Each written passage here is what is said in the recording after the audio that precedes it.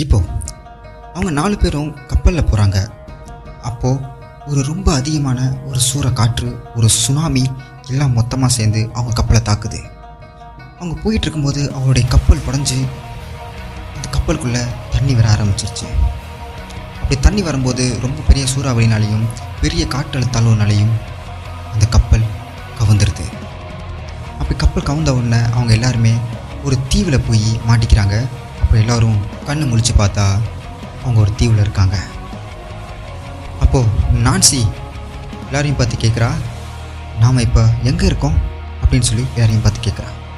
அதுக்கு ஜிங்கு, தாம்மா நம்ம பூமியில் தாம்மா இருக்கோம் அப்படின்னு சொல்லி அவனும் சொல்கிறான். அதுக்கு ரே, ஆமாம், ஆனால் நம்ம இப்போ ஒரு தீவுக்குள்ளே மாட்டிக்கிட்டோன்னு மட்டும் நல்லாவே தெரியுது அப்படின்னு ரே அவங்கள பார்த்து சொல்கிறான். திடீர்னு பார்த்தா ஜாக் ஐயன்னு சொல்லிட்டு கத்துறான். என்னாச்சு ஜாக் அப்படின்னு சொல்லி கேட்கும்போது ஜாக் சொல்கிறான், என் கையில் இருந்த மேப் காணோம் அப்படின்னு சொல்லி எல்லாரை பார்த்தும் அவன் சொல்கிறான். அப்போது ஜிங்கு அவனை பார்த்து பயத்தோட, என்னடா சொல்கிற, நீ என்ன சொல்கிற அப்படின்னு சொல்லிட்டு ஜிங்கு அவரை பார்த்து கேட்குறான். அதுக்கு ஜாக், ஆமாம், காற்றுல எதுவும் பறந்துருக்கும் போல் அப்படின்னு சொல்லி ஜாக் வந்து ஜிங்கு கிட்ட ஒரு பயத்தோடு சொல்லிக்கிட்டு இருக்கான். அப்போது நான்சி வந்து இவங்க எல்லாரையும் பார்த்து என்ன சொல்கிறாங்க அப்படின்னா, அப்போது இங்கேருந்து எப்படி வெளியே போகிறது அப்படின்னு சொல்லி அவள் ரொம்ப பயப்படுறா. அதுக்கு ரே வந்து அவளுக்கு ஆறுதல் சொல்கிறான், பயப்படாமல் இருங்க, வெளியில் போக கண்டிப்பாக வழி இருக்கும் அப்படின்ட்டு. நான்சி சரி வாங்க போகலாம் அப்படின்னு சொல்லி எல்லாரையும் கூட்டிகிட்டு நான்சி போகிறா. அப்படி அவங்க அந்த தீவுக்குள்ளே போகும்போது ஒரு பயங்கரமான ஒரு சத்தத்தை ஒன்று கேட்குறாங்க. அப்போது ஜிங்கு வந்து பயந்துக்கிட்டே அவன் என்ன சொல்கிறான் அப்படின்னா, நம்மளை வரவேற்க ஆளுங்க வந்துட்டாங்க போலையே அப்படின்னு சொல்லிட்டு ஒரு பயத்தோடு அவன் சொல்கிறான். அதுக்கு ஜாக், அடி வரவேற்பா, உன் வாயை கொஞ்சம் மூடேண்டா அப்படின்னு சொல்லி அவனை ஜாக் திட்டுறான். அப்போது ரே என்ன பண்ணுறான் அப்படின்னா, ஒரு மதம் பிடிச்ச யானை வந்து ஒரு கூட்டமாக வந்து ஓடி வந்துக்கிட்டு இருக்கு, அவங்கள நோக்கி ஓடி வந்துக்கிட்டு இருக்கு. அதோட ரே அதை பார்த்துடுறான். பார்த்துட்டு அது ஒரு மதம் பிடிச்ச யானை, எல்லாருமே ஓடுங்க அப்படின்னு சொல்லி கத்துறான். அப்போது ஜிங்கு வந்து அந்த டைம்லேயும் ஒரு காமெடி ஒன்று அடிச்சுக்கிட்டு அது கும்கி கொம்பண்டா அப்படின்னு சொல்லி கதறிக்கிட்டே அவனும் ஓடுறான். ஸோ இப்போது அவங்க ஓடிக்கிட்டு இருக்கும்போது ஒரு பையன் வந்து யானை முன்னாடி நின்று அவங்க எல்லாரையுமே காப்பாற்றுறான். அவன் யார் என்ன ஏது அப்படின்னு சொல்லிட்டு அவங்க யாருக்குமே தெரியல. ஆனால் அவன் வந்து தன்னை அறிமுகப்படுத்திக்கிறான். என் பேர் ரேண்டி, நீங்கள்லாம் யார், எங்கேருந்து வந்திருக்கீங்க அப்படின்னு சொல்லி அந்த ரேண்டி வந்து அவங்கள பார்த்து கேட்குறான். அப்போ அந்த ரேன்ற அந்த பையன் வந்து என்ன சொல்கிறான் அப்படின்னா, நாங்கள் காந்தூர் கிராமத்துலேருந்து வர்றோம், மருதல் கிராமத்துக்கு போகிறதுக்காக இங்கே வந்திருக்கோம் அப்படின்னு சொல்லிட்டு அவன் அந்த பையன்கிட்ட வந்து தன்னை பற்றி எல்லாத்தையும் சொல்கிறான். அப்போ அவன் கேட்குறான், அப்புறம் எப்படி நீங்கள் இங்கே வந்தீங்க அப்படின்னு சொல்லிட்டு இந்த ரேண்டி வந்து எல்லாரையும் பார்த்து கேட்குறான். அப்புறே சொல்கிறான், நாங்கள் கப்பலில் தான் வந்தோம், வர்ற வழியில் காற்று வீசி கப்பல் உடஞ்சிருச்சு, ஆனால் நாங்கள் இந்த தீவில் மாட்டிக்கிட்டோம் அப்படின்னு ரே வந்து சொல்கிறான். இப்போது அந்த ரேண்டின்ற பையன் சரி வாங்க அப்படின்னு சொல்லிட்டு போகும்போதே பேசிக்கிட்டே போகிறாங்க. அப்போது அந்த ரேண்டின்ற பையன் ரேயை பார்த்து, நானும் மறைதல் கிராமத்தை சேர்ந்தவன் தான் அப்படின்னு சொல்லிட்டு அவன் சொல்கிறான். அப்புறம் அந்த ஜாக் அப்படின்றவன், அப்போ அப்படின்னு சொல்லி, அப்போ இந்த காட்டு தீவில் என்ன பண்ணுறீங்க அப்படின்னு சொல்லி அந்த ஜாக்ன்ற பையன் அந்த ரேண்டியை பார்த்து கேட்குறான். அதுக்கு ரேண்டி என்ன சொல்கிறான் அப்படின்னா, மருதல் கிராமத்தில் யாரெல்லாம் மருதல் சக்தி கற்றுக்குறாங்களோ அவங்க எல்லாரையுமே அழிவு சக்திக்காரங்க அவங்களுக்கு அடிமை ஆக்கி கைது செஞ்சு கூட்டிகிட்டு போயிடுவாங்க, அதான் நானும் என் குடும்பமும் இங்கே தனியாக வாழ்ந்துக்கிட்டு இருக்கோம் அப்படின்னு அவனுடைய ஸ்டோரியை அவங்க எல்லாட்டையும் பகிர்ந்துக்கிறான். அதுக்கு நான்சி, அப்போது உனக்கு மருதல் சக்தி தெரியுமா அப்படின்னு சொல்லிட்டு நான்சி அவனை பார்த்து கேட்குறா. அதுக்கு ரேண்டி, தெரியுமே, என் அப்பா தான் எனக்கு கற்றுக் கொடுத்தாரு, அவர் மறையல் சக்தியில் கைவந்த கலையுடையவர் அப்படின்னு சொல்லிட்டு எல்லாரும் பார்த்து சொல்கிறான். அதுக்கு ஜாக் என்ன சொல்கிறான் அப்படின்னா, அப்போது நம்ம சரியான இடத்துக்கு தான் வந்திருக்கோம் அப்படின்னு சொல்லிட்டு ஜாக் ரேயை பார்த்து சொல்கிறான்.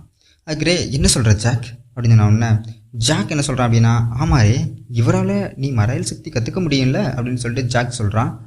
அதுக்கு ரேண்டி என்ன சொல்கிறான் அப்படின்னா, என்னது மறையல் சக்தி கற்றுக்கொள்ள வந்தீங்களா அப்படின்னு சொல்லிட்டு அவரை பார்த்து எல்லாரையும் பார்த்து ஒரு ஆச்சரியமாக கேட்குறான். அதுக்கு ரேண்டி சொல்கிறா, ஆமாம் ரேக்கு நீ தான் மறையல் சக்தி கற்றுக் கொடுக்கணும் அப்படின்னு சொல்லிட்டு ரேண்டிகிட்ட ஒரு ரிக்வஸ்ட்டாக கேட்குறா. அதுக்கு ரேண்டி என்ன சொல்கிறான் அப்படின்னா, அது சாதாரணமான மனிதனால் கற்றுக்க முடியாது ஜாக், அதுக்கு ஜாக் வந்து ரே சாதாரண மனிதன் இல்லை, அவன் தான் ராக் அப்படின்னு சொல்லி அவனை ஆச்சரியப்பட வைக்கிறான். அதுக்கு வந்து இந்த ரேண்டின்றவன் அராக்கா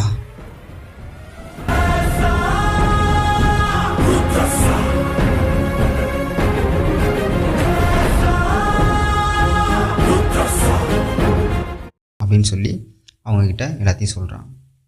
சட்டுன்னு பார்த்தா அந்த ரேண்டி அராக்கோட காலில் விழுந்து தலை வணங்கி, கண்டிப்பாக உங்களுக்கு நானும் என் தந்தையாரும் இந்த கலையை வந்து உங்களுக்கு கற்றுக் கொடுக்குறோம் அராக் அப்படின்னு சொல்லி ஒரு பணியோட அவர்கிட்ட வந்து அவர் பேசுகிறான்.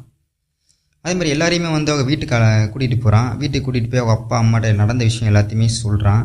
வீட்டில் எல்லாத்தையுமே வந்து அவங்க வீட்டில் எல்லாருமே வந்து அந்த ரேக்கும் சரி, அவங்க 4 பேருக்குமே வந்து அவங்க அப்பா அம்மா வந்து சமைச்சு சாப்பாடு போடுறாங்க.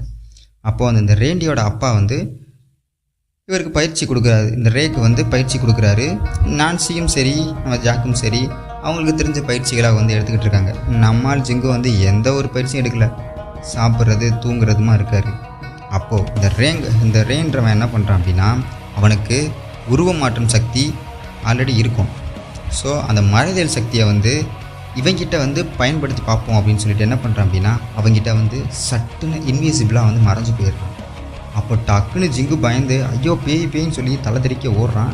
ரே சிரிச்சுக்கிட்டே ஜிங்கு நான் தான், பயப்படாம வா அப்படின்னு சொல்லி அவனை கூப்பிட்டு அங்கே ஒரு கலையபுரமே ஆகிட்டுருக்கு.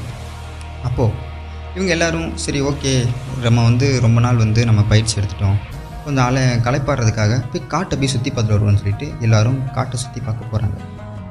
அப்போது நான்சிக்கு இந்த காடு ரொம்ப பிடிச்சி போயிடுச்சு.